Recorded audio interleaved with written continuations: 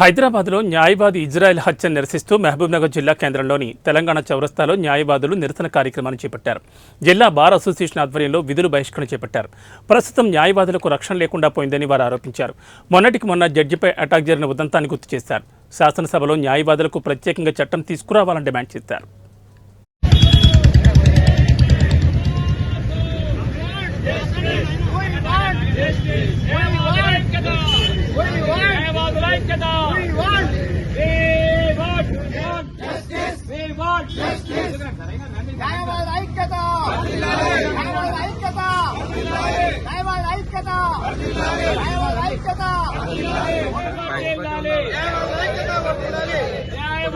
మన మిత్రుడు Maheshwaram bar association మాజీ అధ్యక్షుడు మన ఇజ్రాయెల్ గారిని దారుణంగా క్లయింట్ అంటే మామూలుగా దస్తగిరి అనే క్లయింట్ పైన ఇజ్రాయెల్ గారు కేసు వేయడం జరిగింది.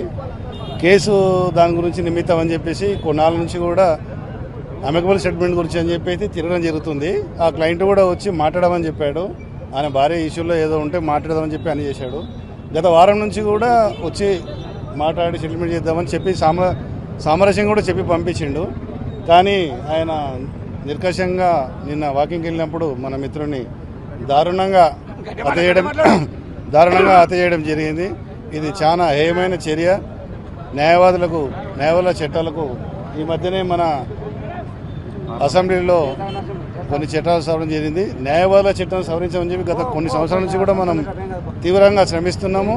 కానీ ప్రభుత్వాలు ఎటువంటి చర్య తీసుకోవట్లేదు.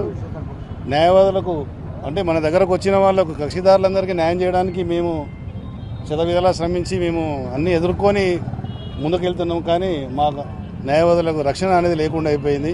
నిన్న కూడా ఆ దారుణంగా చేయడం అనేది చాలా హేయమైన చర్య. దాన్ని మహబూబ్నగర్ బార్ అసోసియేషన్ నుంచి ఖండిస్తున్నాము. అలాగే ఖండించుకుంటూ ఇలా మహబూబ్నగర్ బార్ అసోసియేషన్ అందరం కూడా విధులు బహిష్కరించి ఈ విధంగా ధర్నా చేయడం జరుగుతుంది. అలాగే మిత్రుడు ఇజ్రాయెల్ ఫ్యామిలీకి మా మహబూబ్నగర్ బార్ అసోసియేషన్ తరఫు నుంచి ప్రగాఢ సానుభూతి తెలియజేస్తున్నాము. అలాగే గవర్నమెంట్ని కూడా మేము డిమాండ్ చేస్తున్నాము. ఈ చట్టం అనేది